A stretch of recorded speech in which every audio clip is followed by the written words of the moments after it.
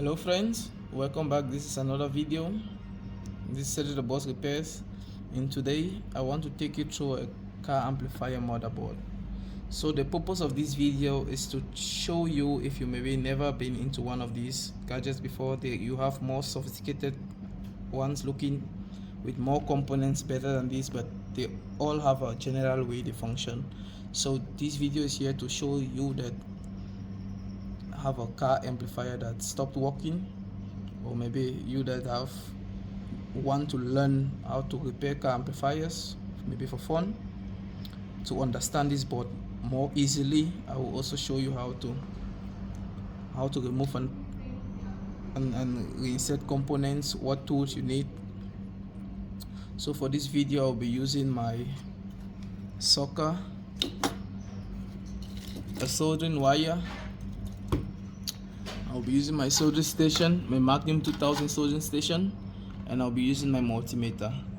So I won't be fixing anything on this video. I will just be explaining how the board works. So if you have one to fix, you will understand for yourself how it works. So whenever you're troubleshooting electronics as a beginner or as a professional, most at times we begin with the power input, the input circuit, where the power comes in. You see, this has a light which shows you when the power is in and everything works, it switches on. So here what I do is, since that metal plate showing you the ground, the 12 volts, and the remote is out, I will show you how I notice where is the ground and where is the 12 volts even without any markings. So I always link it to the fuse. You want to put your multimeter to continuity mode. The beep sound means there's continuity. So I want to put my red lid on the fuse and put my black lid on one of these poles. So I know I'm getting their voltage. So I know the remote is always in the middle. The remote is always in the middle and the ground is not connected to the fuse. So this is my 12 volts. I can confidently tell you this is my 12 volt, this is my remote, and this is my ground. So the first thing that I always try to troubleshoot, after you notice where the input power is going into the amp, you want to check the fuse. So if there's so many ways you can check the fuse, but the most important way is, the most important thing about the fuse is to know that it connects 2 points of the board. I don't know if you can see here, but there's a gap between these 2 metal points. So the fuse is in the middle of these 2 points, and the fuse is there to connect those 2 points. So if this fuse is blown and you have the board open, you don't need to take out the fuse. Just like one of the comments I got on my videos, you don't need to take out the fuse. You can just check here, and then if you have continuity, then that is good to go. So from there, whenever I'm busy working on a car amplifier, the first thing I always like to check is my input MOSFETs. Now in this case of this board, there used to be 4 of them. I think I used 2 of them already, but this is just for explanation purposes. I'm just explaining. You have to always check these guys for 19 volts at the drain. So how do you check that? You want to ground your black prop. You want to look for ground, which is this one, and then you want to put your multimeter on diode mode. And you want to you have to make sure that there's applied voltages onto the car amplifier. You put your black probe on negative voltage, and then you put your red probe on the drain of this MOSFET. So if there was power here, I should be getting 12 volts here, and I will show you later on the video when I connect it with power, because now I'm doing a troubleshoot without power. So even if you don't have a power supply like I do, which I'm using a one tech programmable DC power supply, which I got from AliExpress. It's very good, by the way. So if you don't have one of those, there is this one. This part of the video is especially for you. So we start by the MOSFETs. So these MOSFETs sometimes they go faulty, and you can also check them without power. So how do you check the MOSFETs without power? You want to put your multimeter to diode mode. This is diode mode, the white one. The yellow one is a capacitance mode. So, and you want to check from the drain to the source. You shouldn't get a short. So that voltage drop of 0.644, it means the power MOSFET is working just fine. But if you get something like a beep sound, which like that, if you connect those two, it means you are having a shorted MOSFET and you need to change it. And these shorted MOSFETs can go along to be the cause of a lot of problems, like your amplifier going straight to protection, it doesn't give power, no sound. There's so many things that can come from the main, because this is the main source voltage. Every other transistor and every other chip here need that main source voltage to be fine, and if it's faulty, so many things are gonna go wrong. So you always start here with the main transistors, the main MOSFET, sorry. So these MOSFETs are sometimes next to the diodes, the rectifier diodes. What the rectifier diodes do is they push out a lot of voltage after the main initial input voltage is being boosted by this transformer, and then the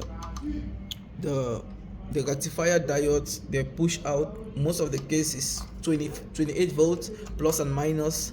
They always work like that.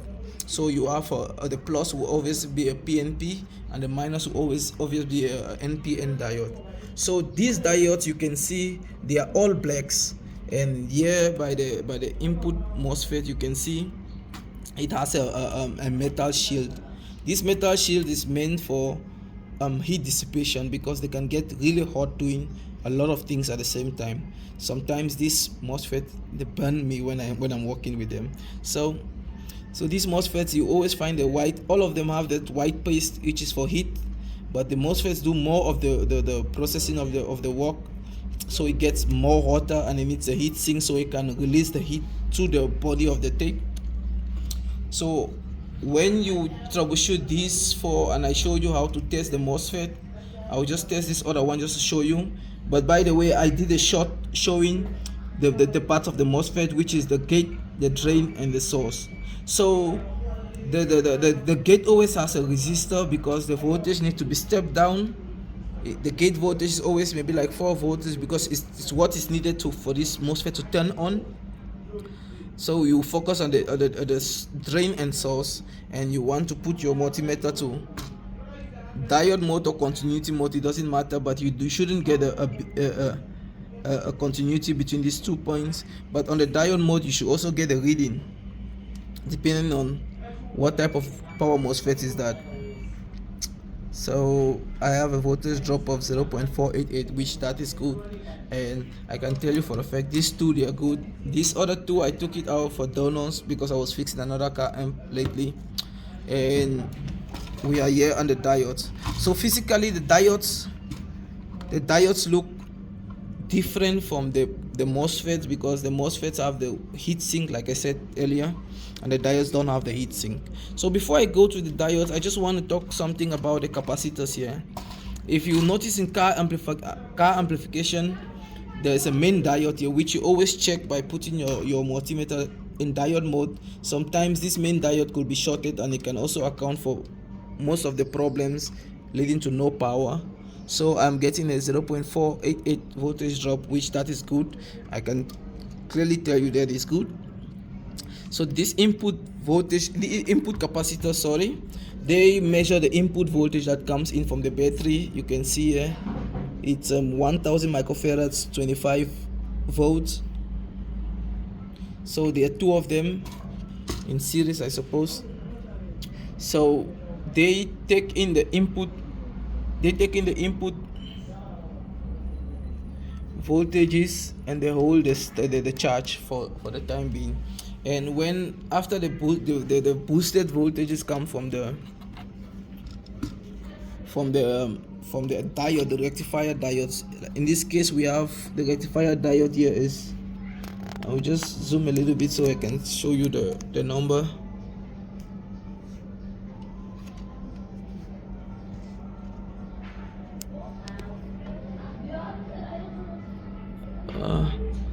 I don't know if you can see that.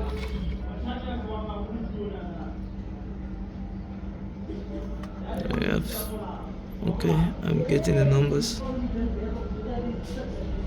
That's it. FMU 22U. Yeah, but you always see the signs of two diodes looking close to each other. Here under, if you always see that is a sign to show you it's a rectifier diode. Most switch mode power supplies have that. So I really try to zoom in, but you can also see from the markings on the board a D before the number stands for a diode. And here you can see here clearly it's a cure. I will just zoom out now.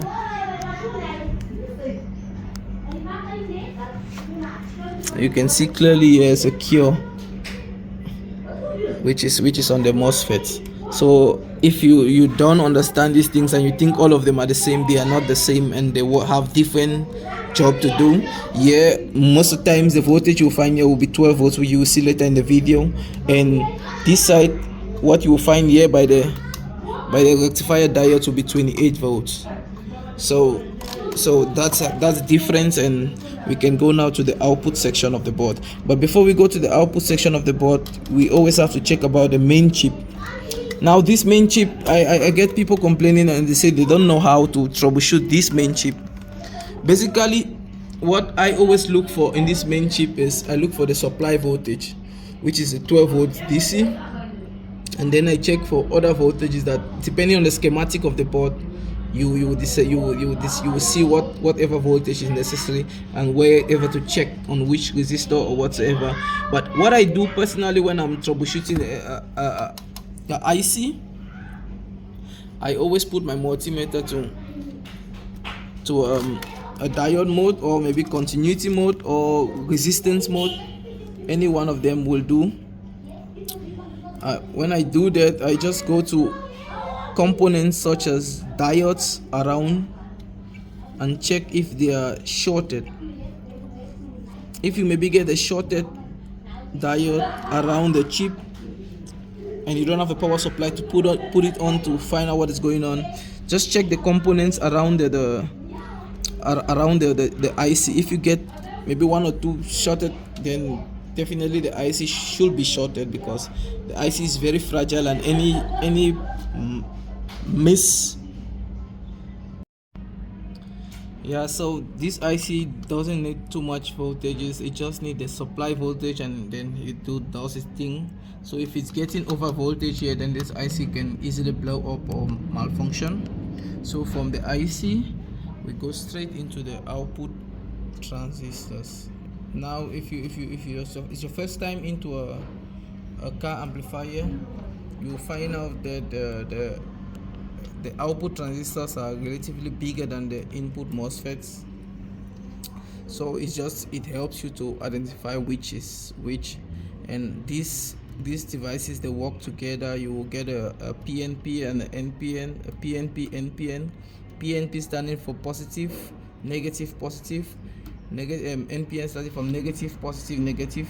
So when we put on the voltage, when we put on power here on this board, you will see that the PNP will give a positive voltage and the NPN will give a negative voltage.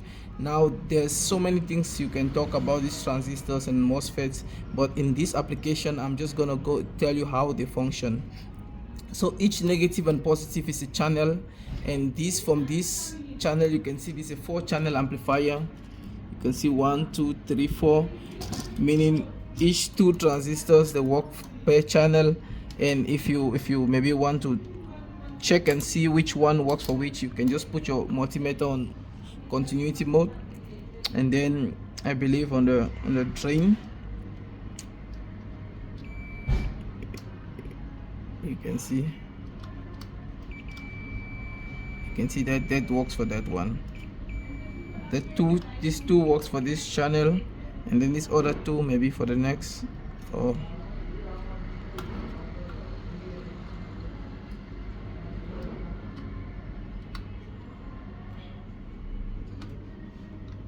just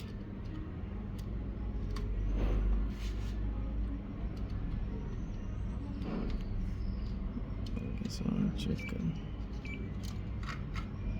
because they have other points there under I can't really access, but each two of them work with the channel, the output channel. So if you get the boosted voltages, which should be plus minus 28 volt at the diode, sorry, here at the MOSFET you will get 12 volts. I will just write down so you can master the voltages at what point.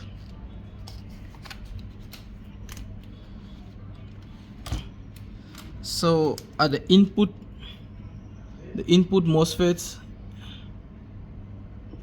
you must get 12 volts DC. This is around here by the MOSFETs. By the rectifier diodes, you should have 28 voltage DC, plus 28 and minus 28 voltage DC. So that plus and minus 28 voltage DC should come to these output transistors, and depending on the NPN or the PNP, each will get its own share of that voltages. So going now to the sound part. Going to the sound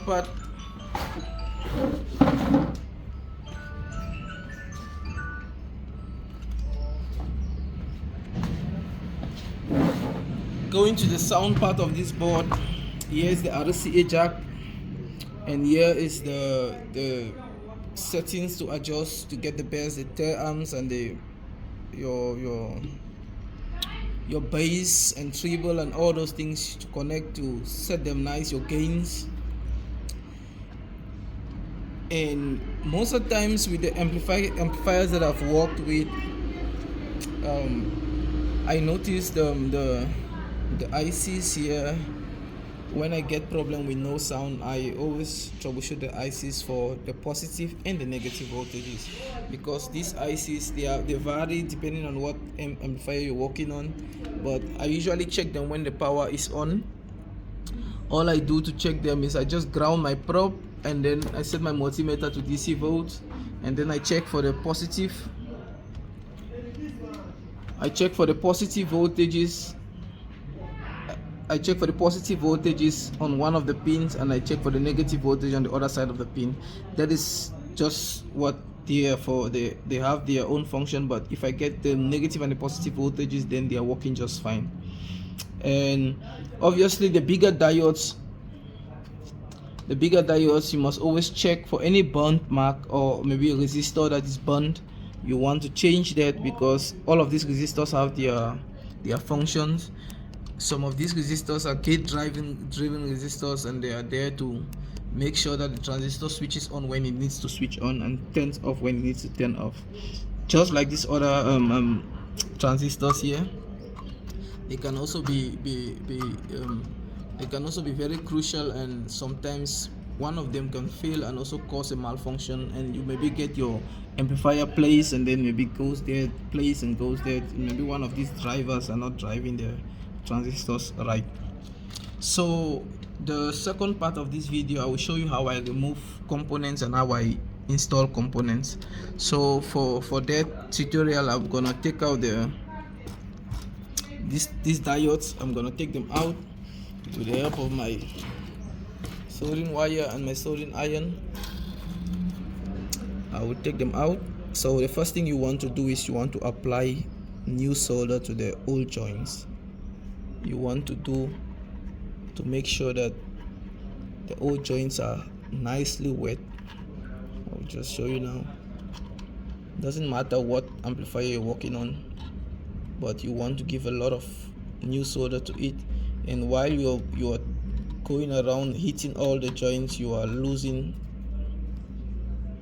the MOSFET or the diode or whatsoever you're losing. So the same thing I'm gonna do here. I'm gonna just wiggle around and make it hot, and then it's out. Now the next part is you have to clean this up if you have to replace it with new components. So what I do is I always use my socket. You just want to heat it up, and then you know where the hole is. Nice and clean. I don't know if you can see there. You can see there's a hole there, which I just got this thing jam now.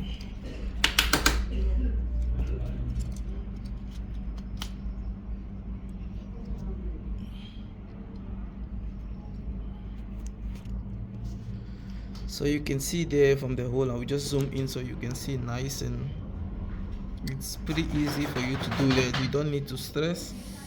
You just make it hot, and then you use the socket to take out the old solder that was on the board. So I will just clean all these points. Sorry, my socket just got jammed, and I'm getting my colleague is getting it fixed for me. So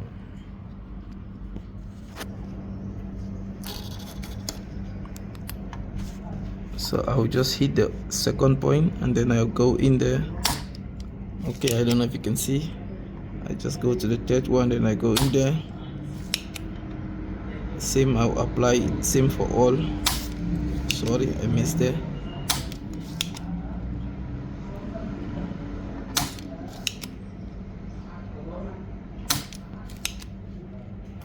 So it's as simple as that. It's not complicated. And if you need to install, it's just an example. If you need to install your new FETs, now they can easily go in, and to install them,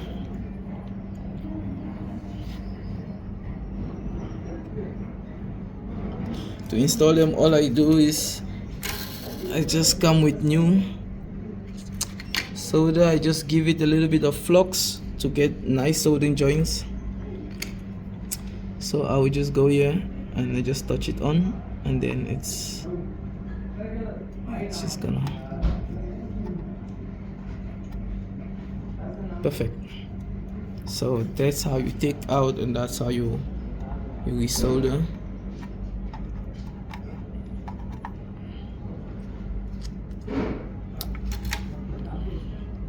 So I will also show you here with one of these output transistors how I do the same thing. I always like to use flux because flux make the solder a little bit dissolve a little bit faster and quicker, gets it hot fast.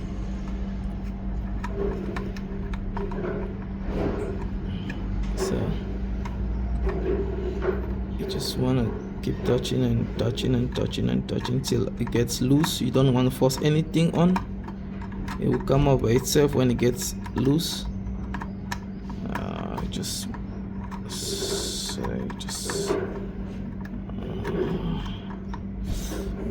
This gets very hot.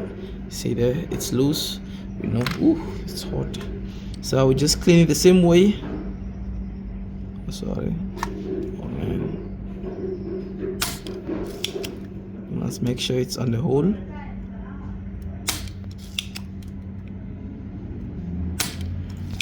Now it doesn't matter what you're working on, but I mean, if you can get that right, you're gonna have a really peaceful time working with electronic gadgets like amplifiers.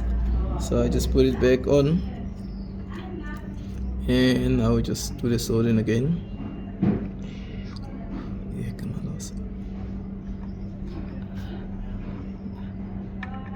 So these get pretty hot because it has a heat sink.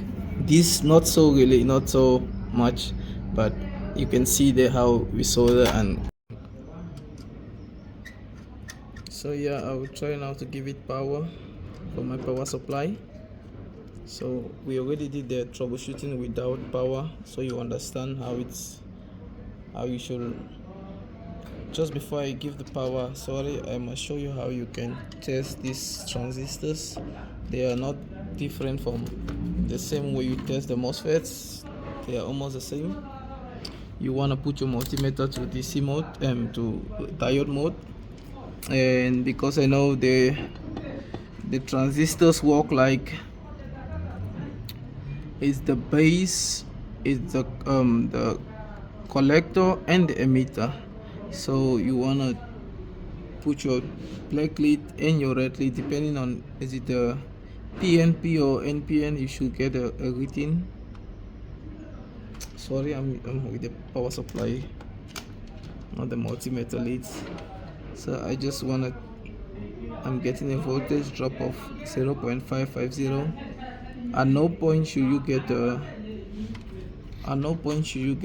beep, because I know there is our transistor should be checked. So from there's no time that you should get a continuity. This you shouldn't get. If you test this too and you get a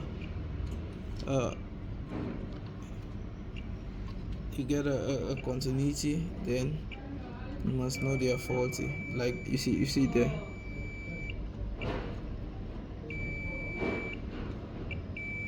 So automatically this amp has a problem with this channel.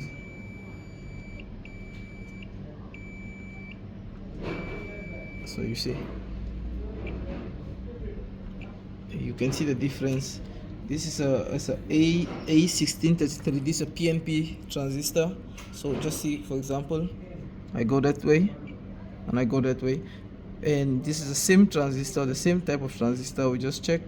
If I go here, I'm getting a short. So this pin is short into this pin. The collector is short into the emitter, and the base is also shorted. So this transistor is faulty, and most of the times they work in pairs. You get a PNP, NPN, PNP, NPN, the same way. Each pair represent output. Each pair represents the output here by the speakers. So I'm gonna go now to give it power. Let's diagnose it together with power. So while you are diagnosing with power, your multimeter only has to be on DC volt, because this is a car amplifier and it works with the battery. If you may be working with AC voltage, then you can put your multimeter on AC voltage. So I will just give it some power, and it's also pretty easy to check the board from the back side. Even though there's a lot of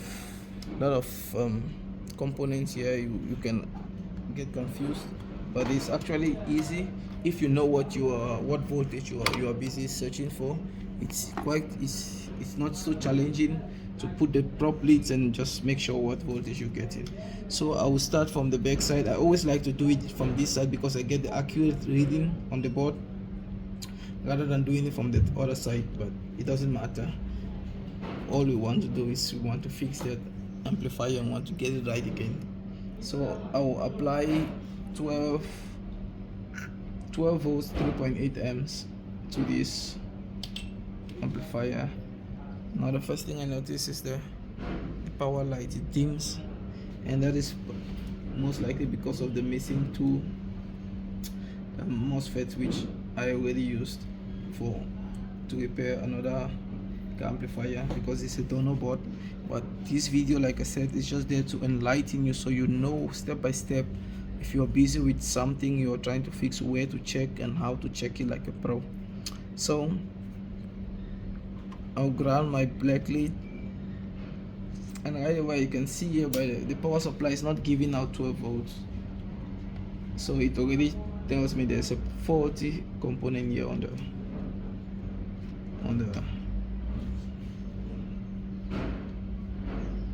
motherboard.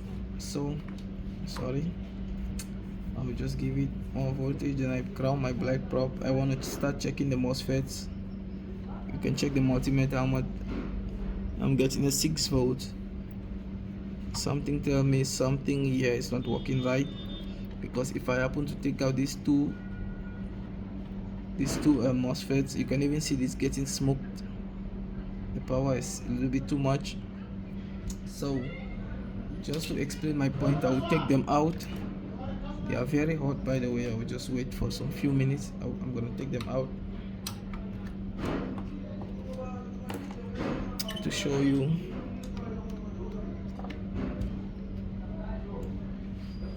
Ooh, it's very hot.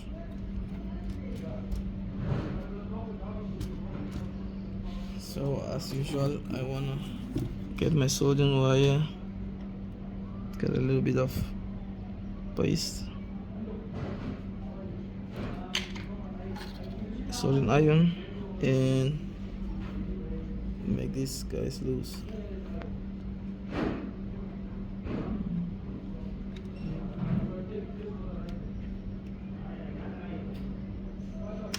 Ooh. It's very hot.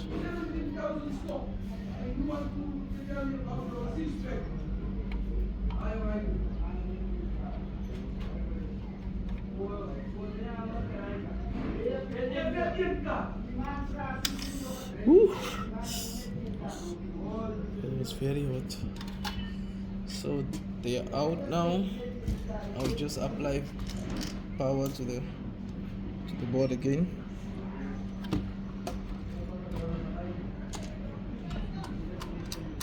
Through my power supply, of course. And I'm gonna give her voltages, and you can check here now. The power supply is giving out 12 volts, which is normal. If the amp is taking less than 12 volts and you have a power supply, then it's telling you there's a faulty power MOSFET. It's not doing its job nicely. It can test right, it can look right, but it's not performing its job nicely. So yeah, I expect to get something like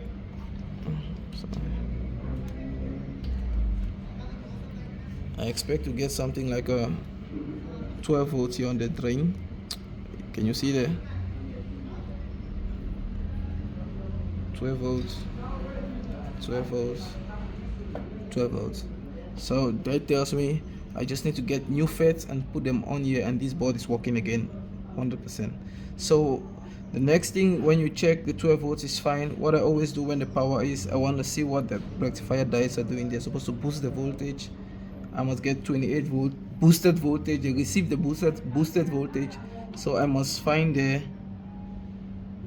higher voltage by them, but unfortunately I don't find any voltages, which is fine, but not fine.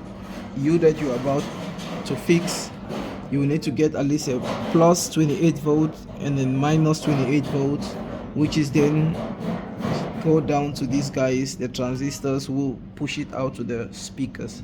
So when you see you don't get these voltages, there's no voltage present on these FETs or transistors, then definitely you want to check the input MOSFETs. So that is how I do, and I troubleshoot a lot of car amplifiers, and I fix a lot of them every day. Thank you so much for watching. I hope you find this video informative. If you did, don't forget to subscribe and join our community. For more important videos are on the way, so stay tuned, and for now I will leave you with the bye-bye.